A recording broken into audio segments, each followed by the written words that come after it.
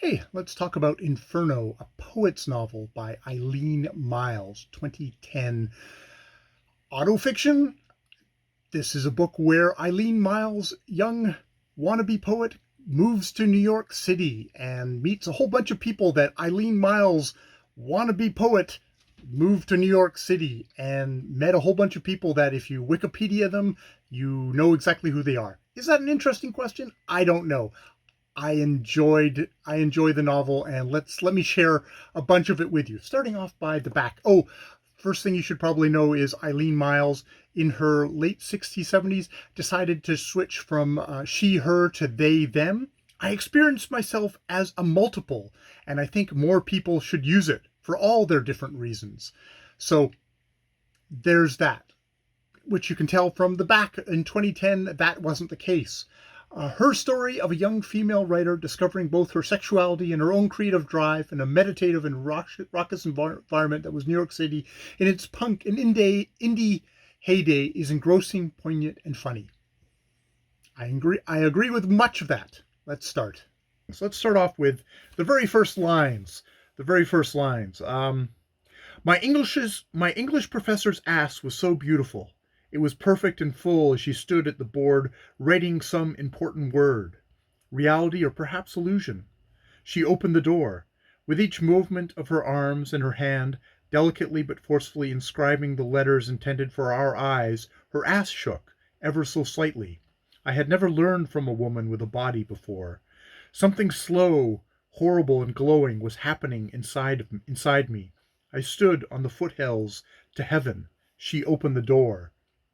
And yeah, we're getting that right at the very first line, that kind of the tension, the marriage of mind and body, of learning and also noticing. And the teacher notices this and reads it out loud, and that leads to, I don't remember her reading. I remember her reading me. I remember her reading my poem.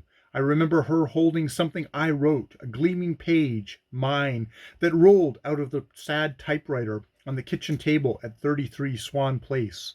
My father had given us that typewriter. It wasn't even mine yet. It was ours, the family. It would be mine when I left home. I was already gone. I would take it with me, but everyone sat in class now, listened while Eva Nelson, the teacher, stood there and read my Inferno. The waves rolled on, and indeed, there's that sense of this Inferno that we're getting here is Eileen Myles's Inferno. You know, am I going to be someone who's creating, or am I going to be an object? Before I could write, before I even knew how to spell, I went out with my best friend Billy LeBlanc, and we created a bunch of letters out of symbols we knew. Sun, wave, stick. We made letters.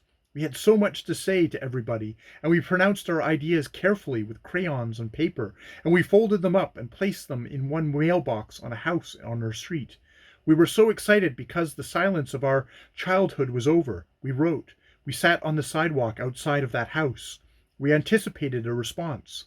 We waited and waited. Then we simply forgot. But that sun, the first tiny symbol, still sits there, blazing in my head, which is like, that's a writer right there. Sun blazing in my head. That's the symbol of the sun. So this is the purgatory section of a poet's life. She's actually is a poet, and now we're going. And indeed, it starts off with the thing of the abstract. The second section of my novel, Inferno, coincides with Dante's Purgatorio, and in it I concern myself with the career of the poet.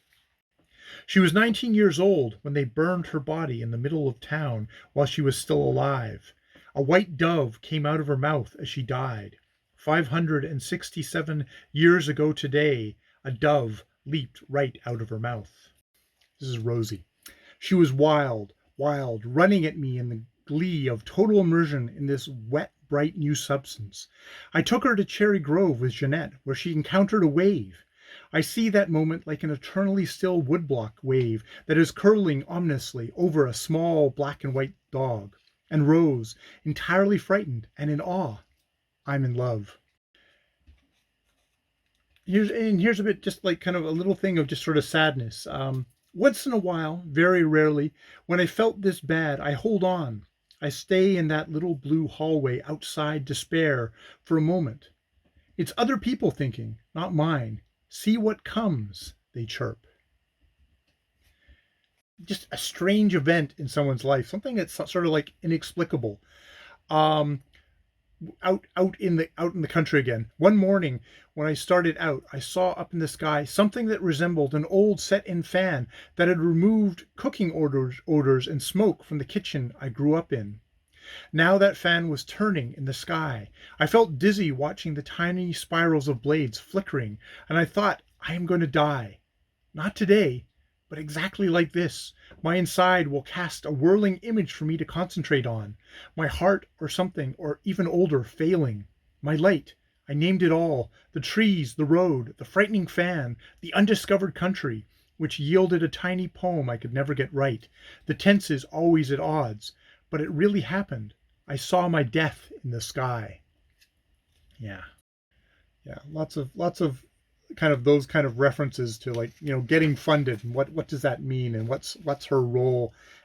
Being a poet is like a passport to getting to have a certain kind of life, a certain kind of entry into stuff. It's definitely kind of, it's this Eileen character that this is getting created in here, whether it is a real one or not, is definitely one where it's taking advantages of all the foibles and jealousies and insecurities of this Eileen, um, whether it's fictional or not. Awards are the only currency American writing culture has to describe a writer's work. It's almost French, but in France, at least the ribbons mean something. You get a dinner, a bottle of wine. People know you. Here it's nothing. And like everything else, horribly, eventually it leaches into the soil. Even Allen Ginsberg wanted an award. The week before he died, he emailed Bill Clinton to say, I'm Allen Ginsberg, the poet. I've never received any kind of award from my country, and it would be great if I could get something before I die. Yeah, they come across a hedgehog. Rosie was crouching as a fat hedgehog skidded blithely across the lawn. I thought about bringing her in, but I was kind of in a I was kind of in awe. I lit up a smoke. I enjoyed watching her kill. It's like, and what we get is a really horrific thing of the hedgehog dug in and started clicking. It rattled, and Rosie began circling, lunging hard, and with each circle, each time getting a big, painful bit of the animal in her mouth. And now the creature was spitting blood. I felt powerless, so my watching only grew deeper. Now the base of the tree was doused in blood, what remained of the hedgehog's mad attempts to defend himself. I still hear that sound. It's like women make that clicking sound while they're thinking. Men do it too, but not so many. It's some kind of ghastly count, a skull speak. Women are ghoulish, in fact, which is like, oh, yeah, we suddenly went to it's funny, through the vehicle of Rosie, where you get the kind of the joy of Rosie, we also suddenly get somewhere very horribly primal and ugly, enjoying watching a kill. Um, this book is full of, I think Eileen Miles, they talk about it took him 10 years to write this book. And I can tell that because there's each little section within each little section is a kind of a very kind of nugget of, whether it's poetry or thought or memoir. It feels very tightly packed. Like these have been worked, not like overworked, but it's just like it's been compressed and tightly packed. There's so much going on here. I can see it. There's some works that just feel thicker. I could tell when a poem had a little weight. It was real. For me, that weight is about feeling. I'm not an exclusively emotional poet, but I start with a problem and I keep returning to the feeling of it, not the idea. I don't replace it. It seems if you stay in an actual groove, a non-verbal pot, then the poem never really gets lost or boring. It is a poet's novel because it uses that kind of a poem's logic of images, of bouncing off the language, where you're sort of discombobulated, like, where the hell am I in this paragraph?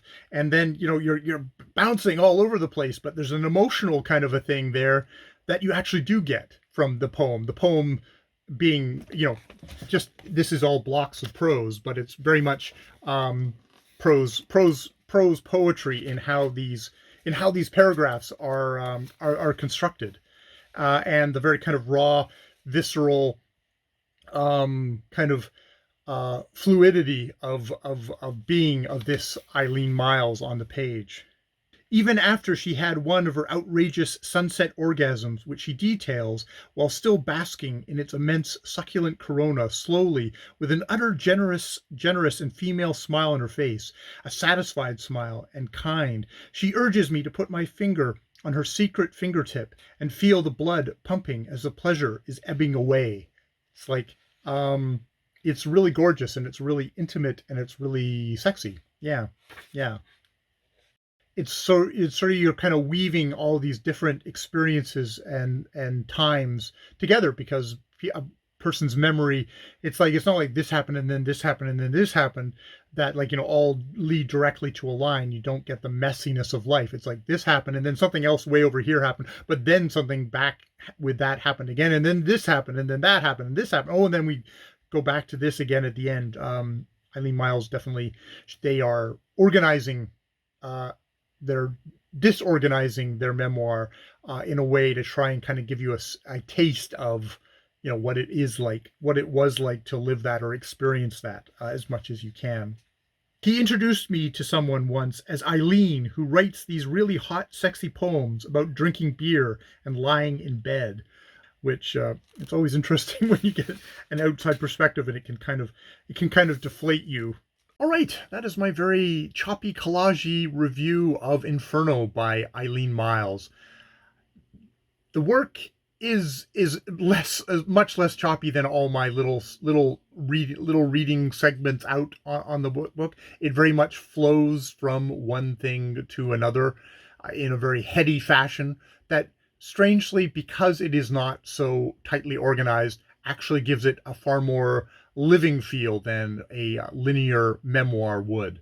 And as such, I enjoyed this read.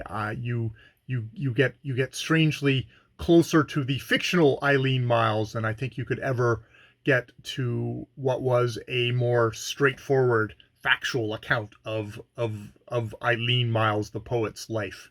All right, I will leave it there. More videos later.